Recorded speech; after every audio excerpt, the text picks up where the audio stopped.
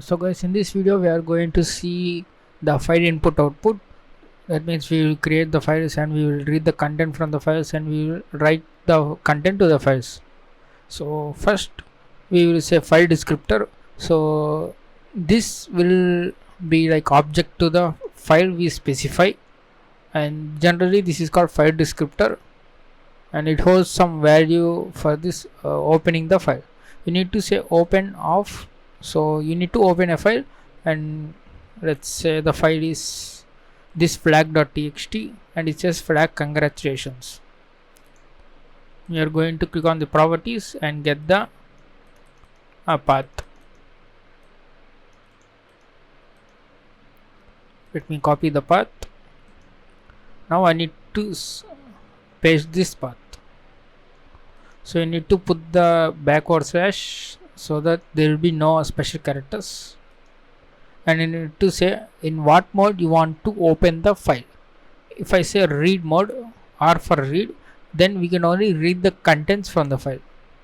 So for now we will see only read mode, and let's say contents is equal to and fd.read.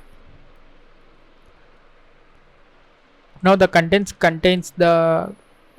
variable contains the data of this file. So now we can just print the contents, and now at last we will close the file using this file descriptor dot close. So first we have opened this, sorry I did not put this flag.txt. So we are opening this flag.txt in the read mode, and we are reading the contents using this read method, and we are printing this, and finally we are closing the file descriptor. So it's a better way to close the file descriptor.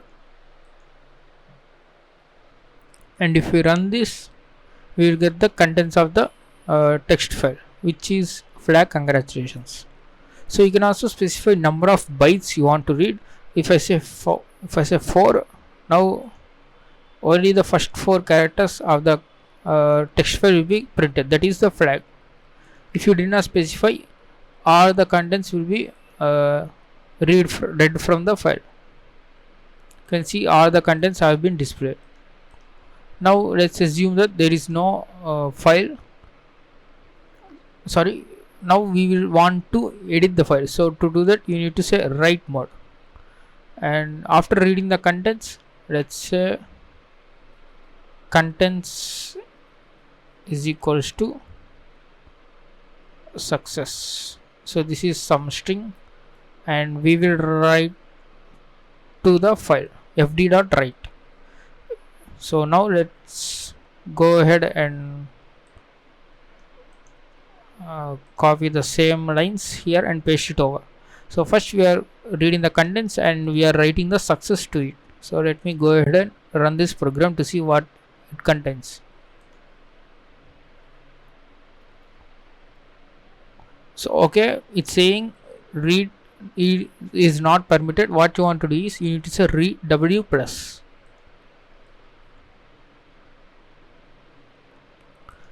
Alright, sorry, we need to specify what we want to write.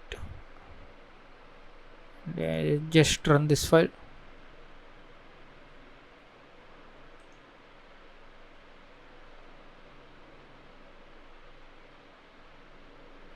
Alright, we did not get any output.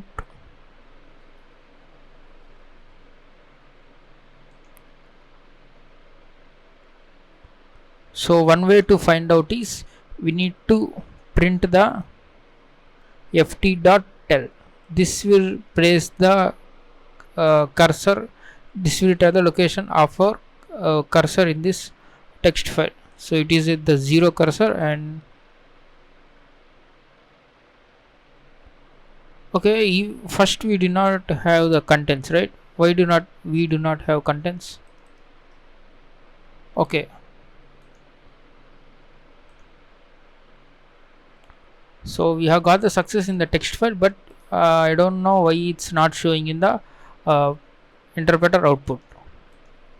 So as you can see, the contents have been changed, but I don't know why it's not showing in this. So okay, let's just move on. So we are reading and we are printing the contents of this file. Let's say read mode, and now let's print the contents.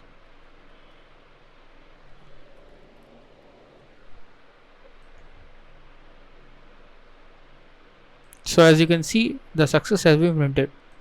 So you can also, you can also specify this binary mode if you are dealing with the binary files, or you want to deal you are dealing with the binary data. Suppose you want to write some in hexadecimal format, or if the data is in encoding, then you need to specify read binary mode, or you can say W binary mode.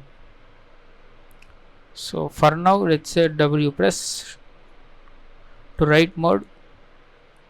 So let me put this as read mode, and now we have this success, right? Now let's change that to some lengthy text. Let's say flag Python is awesome. So now let's save this and run our script again. It says Python is awesome, right? Now what I'm going to do is, at first a file cursor will be placed at this starting point. This is a 0 index, and whenever we have performed the read, from this point onwards the contents of the file will be read in the right side. And now you can change this cursor to any of this index, say open brace, say let's say index 5, I think 0 1 2 3 4, okay, index 4 onwards, then the contents from the open brace will be read. So we are going to change the cursor from default 0 position to this 4th position. So to do that, we need to say fd.seek and we need to seek 4, right? 4 from 0. So there are two parameters you want to give. Seek the offset from 0.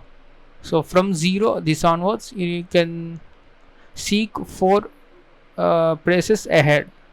You will see this one is a 4th place. So now let's try to read this one, and as you can see, we did not get the flag because the cursor is in the 4th position, that is on the 5th element, and from 5th element onwards the string is printed. You can also print the cursor fd.tell,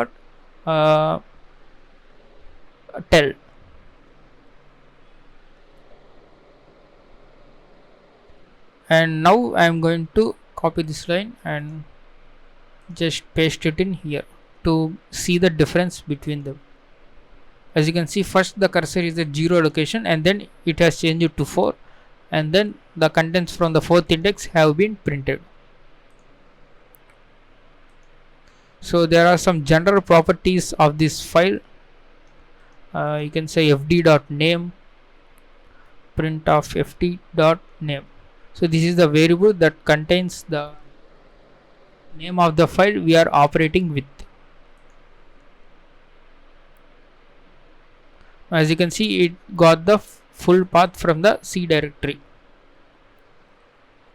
And you can say f.is open. It returns true or false whether the file is open or not. Okay, I think it's closed. Since we did not close yet, if you print before this close method, it will show you false because the file is not closed yet. So that's all about this file input output. I hope you have understood, guys. This is very important, and we'll be seeing in this exploit development videos, buffer overflows. We'll write our exploit in Python, then we will create the file, but in binary mode. So just now I told you the normal mode, and there is also a append mode. In append mode, the difference is the cursor will be placed at the end of the file. You can change that cursor location to 0 with the seek method, but we will just use the read and write for main purposes. You can also check the append method as well. It's just presses the cursor at the end, and if you want to write something, it will be just appended at the last, and that's the only difference between write and append. So that's all for this video. I hope you have understood.